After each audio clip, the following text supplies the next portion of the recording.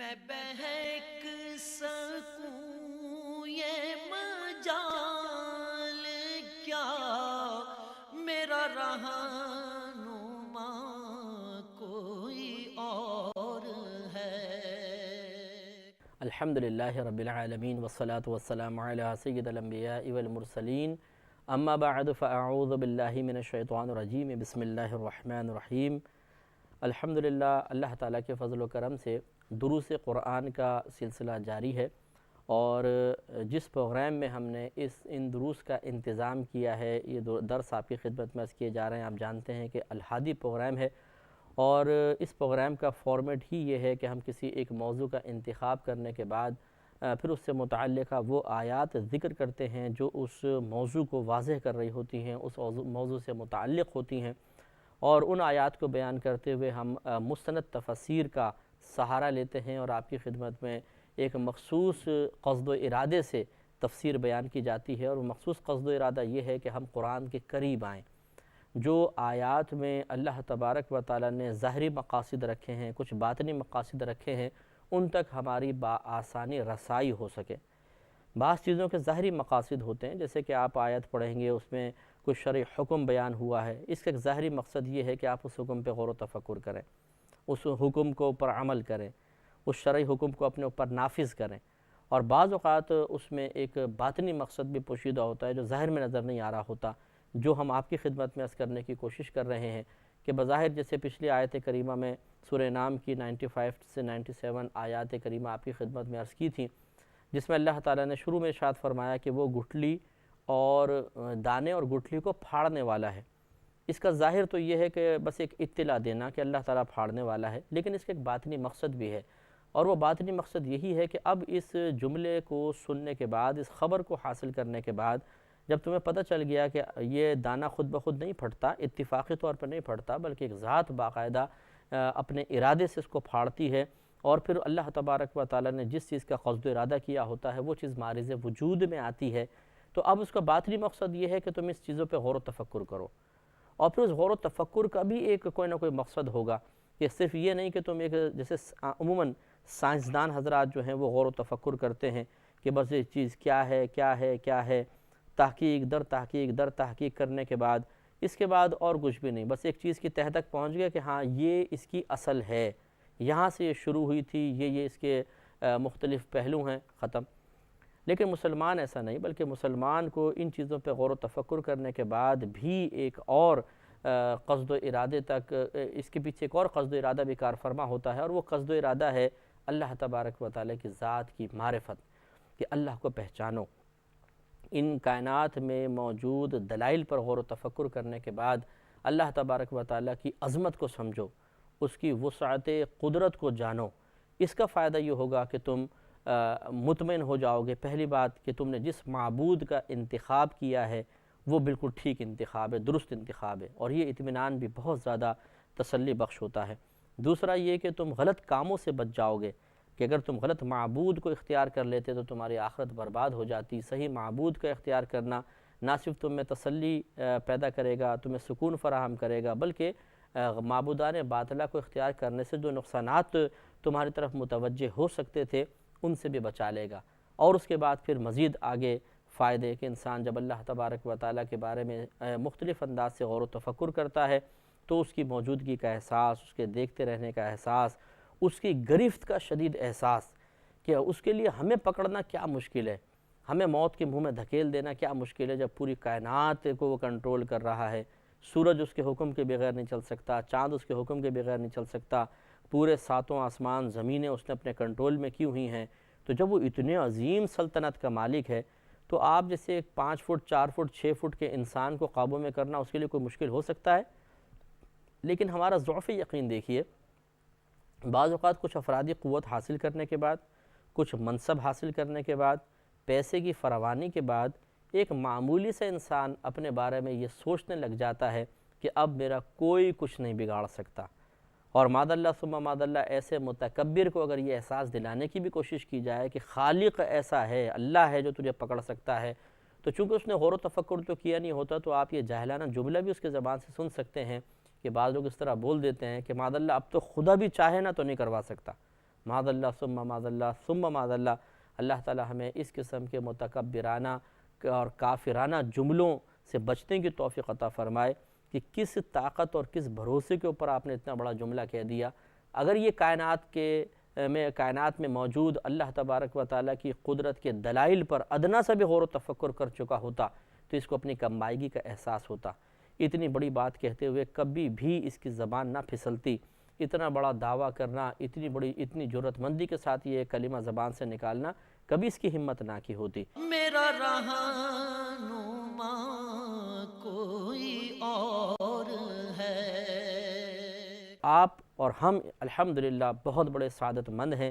ہماری سعادت مندی یہ ہے کہ ہماری پوری ٹیم کی، کیو ٹی وی کی، میری سعادت مندی ہے کہ ہم یہ احساس و شعور آپ تک پہنچانے کی کوشش کر رہے ہیں، جس کو حاصل کرنے کے بعد کم از کم اللہ تعالیٰ کی ذات کے مقابلے میں تکبر ختم ہو جاتا ہے، غلط نظریات ختم ہو جاتے ہیں، غلط عقائد درستگی کی طرف آ جاتے ہیں، اور انسان اپنے آپ کو بہت حد تک برائیوں سے محفوظ اور نیکیوں پہ استقامت پذیر دیکھتا ہے۔ یہ اللہ نے ہمیں سعادت عطا فرمائی ہے آپ تک پہنچانے کی، اور آپ کے لیے سعادت یہ ہے کہ آپ اس کو سن رہے ہیں، اور جو اس کے فائدے ہیں درس قرآن کے وہ آپ انشاءاللہ اگر باقاعدہ سنتے رہے اور غور و تفکر بھی کرتے رہے تو اس کے فائدے آپ حاصل کرتے بھی چلے جائیں گے۔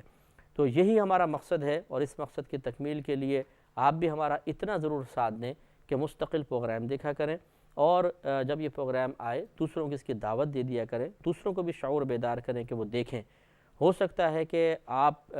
اس پروگرام کو دیکھنے کے بعد بالفرض 50% اثر قبول کرتے ہیں، آپ کی طبیعت میں 50% چینجنگز آتی ہیں، لیکن ایک اور شخص ایسا ہے جس کو آپ نے دعوت دی تھی اور وہ اس پروگرام کو دیکھنے کے بعد اپنے اندر 70%، 80%، 90% تبدیلی پیدا کر لیتا ہے، اور وہ بہت زیادہ اس غور و تفکر کے بعد اپنے آپ کو اللہ تعالیٰ کے قریب کر لیتا ہے، تو آپ کے لیے بہت ہی بڑا ثواب جاریہ ہوگا۔ آیات کی طرف آتے ہیں۔ سورہ انعام کی آیت نمبر 98 میں اللہ تبارک و تعالیٰ نے ارشاد فرمایا کہ وَهُوَ الَّذِي أَنشَأَكُم مِّن نَفْسٍ وَاحِدَةٍ، وہی ذات ہے جس نے پیدا کیا تمہیں ایک جان سے، فَمُسْتَقَرٌ، پھر اس تمہارا ایک ٹھہرنے کا مقام ہے، وَمُسْتَوْدَعٌ، اور ایک امانت کے طور پہ رکھے ہوئے ہونے کا ایک مقام ہے، یعنی ایک تو تمہارے قرار پکڑنے کا مقام، اور ایک جہاں پہ اللہ تعالیٰ نے تمہیں بطور امانت رکھا وہ تمہارا مقام ہے۔ قد فصلنا الآیات، بے شک تفصیل سے بیان کرتے ہیں ہم اپنی آیات کو، لقوم یفقہون، ایسی قوم کے لیے جو سمجھ رکھتی ہے۔ یہ بے وقوفوں کے لیے کلام نہیں ہے بلکہ سمجھدار قوم کے لیے کلام ہے کہ وہ ان چیزوں پہ غور و تفکر کرنے کے بعد اپنے یقین کو بلند کرے اور مضبوط کرے۔ تو تفسیر کی طرف آتے ہیں، ترجمہ آپ نے سماعت فرمایا۔ اللہ تعالیٰ فرماتے ہیں کہ وَهُوَ الَّذِي أَنشَأَكُم مِّن نَفْسٍ وَاحِدَةٍ، وہی ذات ہے جس نے تمہیں پیدا کیا ایک جان سے۔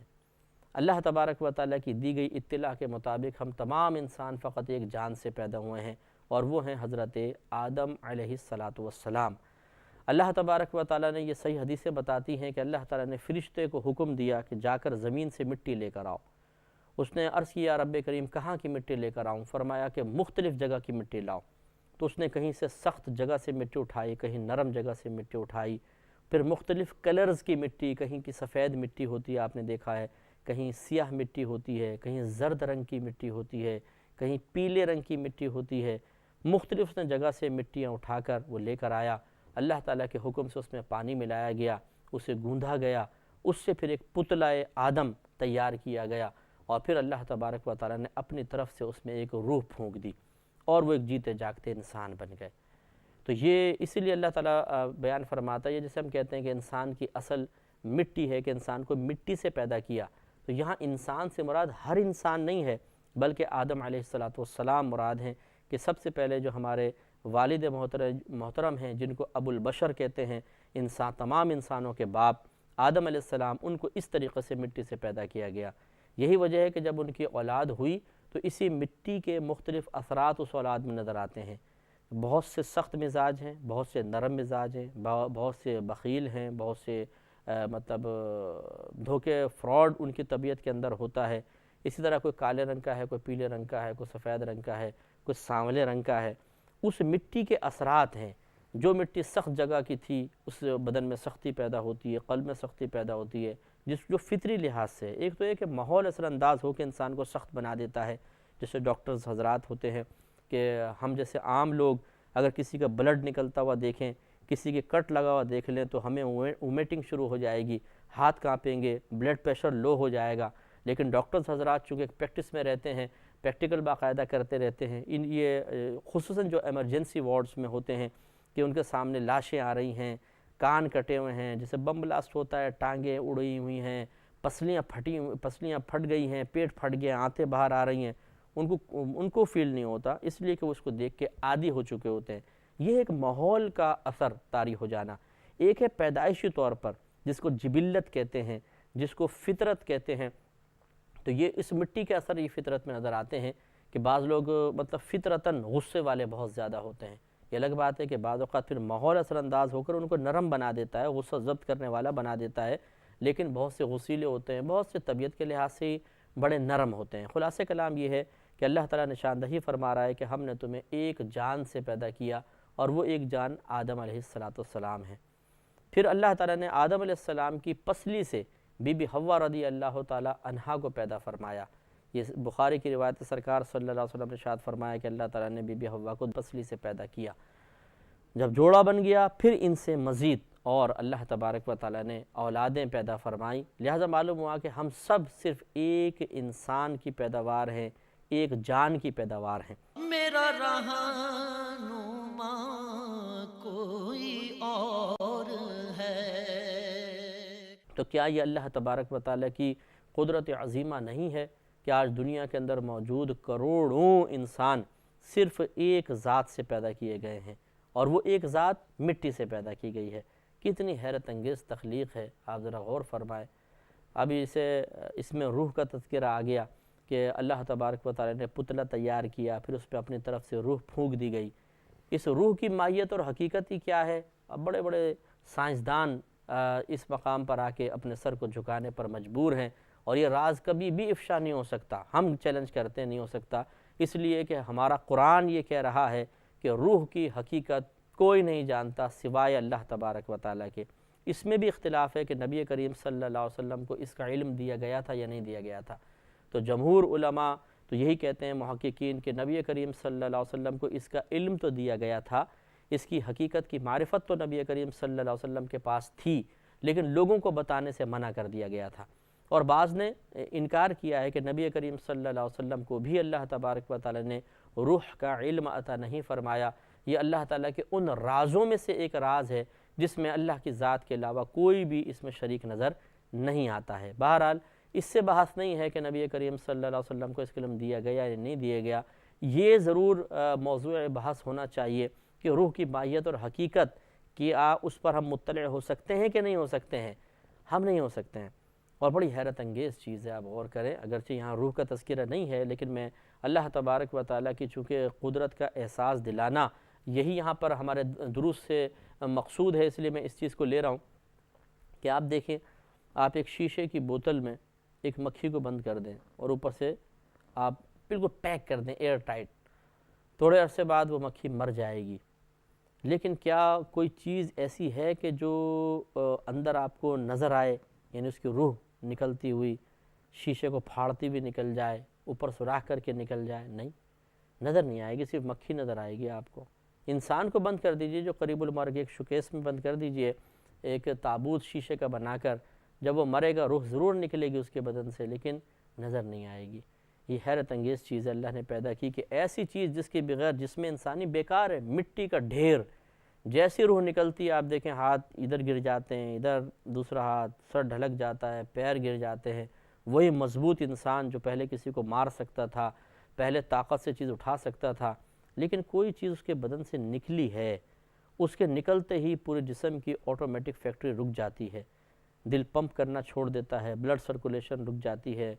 پورا نظام جسم متاثر ہو جاتا ہے، اور پھر وہ سڑنا شروع کرتا ہے، گلنا شروع کرتا ہے، ختم ہو جاتا ہے. وہ کیا چیز تھی کہ جو ہمارے بدن میں تھی، جس نے بدن کو تر و تازہ رکھا ہوا تھا، جس کی وجہ سے دل پمپ کر رہا تھا، جس کی وجہ سے بلڈ جسم میں سرکولیٹ کر رہا تھا، جس کی وجہ سے جسم کا نظام چل رہا تھا، وہ نکلی نہیں کہ ختم. اتنی امپورٹنٹ چیز، موسٹ امپورٹنٹ چیز کہ جس سے پوری جسم کی باڈی ورک کر رہی ہوتی ہے، لیکن اس کو ہم نہیں جانتے. سائنسدان نہیں جانتے، غور و تفکر کر رہے ہیں، سوچ سر پٹک رہے ہیں، لیکن روح کی حقیقت نہ وہ جان سکے ہیں۔ اور ہم نے جیسے آپ کو عرض کیا، ہم چیلنج کرتے ہیں کہ قیامت تک کوئی جان نہیں سکتا ہے، اس لیے کہ ہمارا قرآن یہ کہہ رہا ہے، جو حقیقتاً ہمارے رب کی حقیقی اور سچی کتاب ہے، کہ روح کا علم کسی کو نہیں دیا گیا اور نہ دیا جائے گا۔ قیامت تک کوئی کسی طریقے سے روح کی حقیقت اور ماہیت پر مطلع نہیں ہو سکتا ہے۔ بس اسے ایک حقیقت ہے، یعنی جو سامنے ظاہری صورت نظر آ رہی ہے، اس کو تسلیم کرنا پڑے گا، چاہے ہم اس کی حقیقت کو نہیں جانتے۔ کہنے کا مطلب یہ ہے کہ بہت سی چیزیں ایسے ہیں جن کو ماننا پڑتا ہے، اگرچہ ان کی حقیقت تک ہماری ذہنی رسائی نہیں ہو سکتی۔ روح ہے، ماننا پڑے گا کہ نکلتی ہے تو جسم بے جان ہو جاتا ہے، لیکن اس کی حقیقت کیا ہے یہ ہمیں معلوم نہیں۔ اس سے معلوم ہوا کہ بعض چیزیں کائنات میں ہیں، لیکن ان کی حقیقت نہ معلوم ہو تو کوئی حیرت انگیز چیز نہیں ہے۔ اسی طریقے سے اگر کوئی یہ کہے کہ اگر تمہارا رب ہے تو پھر اس کی حقیقت کیوں نہیں پتہ چلتی ہے، اس کے ذات کے بارے میں کیوں نہیں پتہ چلتی ہے؟ معاذ اللہ ہم ایسے خدا کو نہیں مانتے ہیں کہ جو ذہن میں جس کا تصور نہ آ سکے، جس کو ہم دیکھ نہ سکیں، جس کو جان نہ سکیں۔ اگر نہیں مانتے تو روح کو کیوں مانتے ہو؟ روح کو بھی تو آپ صرف ایک بعض معاملات کی وجہ سے تسلیم کر رہے ہیں نا، کہ ایک جسم ہے وہ سب ورک کر رہا ہے، سب کچھ ہے، لیکن پھر جب وہ مرتا ہے تو سارا نظام رک جاتا ہے۔ تو وہ کیا چیز تھی کہ جو پہلے تھی تو جسم کا نظام چل رہا تھا ورنہ نہیں؟ آپ کہتے ہیں جی روح ہے، مثال کے طور پہ سول ہے، اس کا نام روح آپ نے نام رکھ دیا۔ اس کا مطلب یہ ہوا کہ نہ روح کو آپ نے دیکھا، نہ اس کو کوئی تصور قائم ہوا، نہ اس کی ٹھنڈک گرمی آپ نے محسوس کی، نہ اس کو اپنی آنکھوں سے دیکھا، نہ کبھی آپ کو اس کا کسی اور لحاظ سے احساس گزرا۔ صرف آپ نے ایک چیز یعنی جسم یا جانور ہو چاہے انسان، اس کو آپ نے چلتے پھرتے دیکھا اور پھر بالکل بے جان اور آہستہ گلتے سڑتے دیکھا۔ اس سے آپ نے اندازہ کر لیا کہ ہاں ایک روح ہے،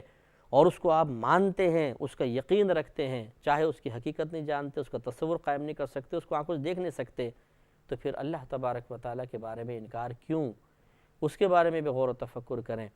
جس طریقے سے روح کو آپ دیکھ نہیں سکتے، سونگھ نہیں سکتے، چکھ نہیں سکتے، سونگھ نہیں سکتے، اسے دیکھ نہیں سکتے ہیں، اس کی ٹھنڈک گرمی محسوس نہیں کر سکتے، اسی طرح اللہ تبارک و تعالیٰ کے لیے یہ چیزیں محال ہیں۔ تو جب آپ روح ان تمام چیزوں کے نہ ہونے کے باوجود روح کو تسلیم کر رہے ہیں تو اللہ کے انکار کرنے کی کیا ضرورت ہے؟ کیوں اس چیز کو بنیاد بنا کے اللہ کے وجود کا انکار کیا جائے کہ جی اللہ تعالیٰ تو نظر نہیں آتا، اس کو کوئی رنگ نہیں ہے، کوئی اسمیل نہیں ہے، وہ اس کی جسمانیت نہیں ہے، تو پھر ہم کیوں اللہ کو مانیں؟ اس لیے مانیں کہ جیسے آپ روح کو مان رہے ہیں۔ اور آپ نے روح کا اندازہ کیسے کیا جبکہ آپ کے پاس کوئی بھی چیز نہیں ہے، نہ ذائقہ، نہ رنگ، نہ بو، نہ اسمیل؟ آپ نے کہا کہ جی ہم نے چند چیزوں کو دیکھ کر اندازہ کیا ہے، اور وہ اندازہ اتنا قوی ہے کہ ہم روح کا وجود کا انکار نہیں کر سکتے۔ یہی ہم آپ کو سمجھانا چاہ رہے ہیں، اور ہمارے ان درسوں کا اصل مقصد ہی یہ ہے کہ اللہ تبارک و تعالیٰ نہ دکھتا ہے، نہ اس کو آپ سونگھ سکتے ہیں، نہ چکھ سکتے ہیں، نہ چھو سکتے ہیں، لیکن اس کو محسوس کر سکتے ہیں۔ ایک روح کے لیے تو خالی جسم ہی ہے نا بنیاد، کہ آپ جسم ختم ہو جاتا ہے، یعنی روح نکلتی ہے، جسم بے جانوں کی گر جاتا ہے، لیکن اللہ تبارک و تعالیٰ کی موجودگی پر کائنات میں کروڑوں دلائل موجود ہیں، کروڑوں۔ تو ایک چیز پر ایک دلیل خالی آپ کو ملی کہ جسم بے جانوں کے گر گیا تو آپ نے اس کو تسلیم کر لیا، تو جس کے وجود پر کروڑوں دلائل کائنات میں موجود ہیں، اس کے وجود کو تسلیم کرنے پر انکار کیوں؟ سوال ہم نے کیا، جواب آپ تلاش کریں۔ وآخر دعوانا ان الحمدللہ رب العالمین۔ میں بہک سکوں یہ مجال کیا، میرا رہنما کوئی اور ہے۔ میں بہک سکوں یہ مجال کیا، میرا رہنما کوئی اور ہے۔ میں بہک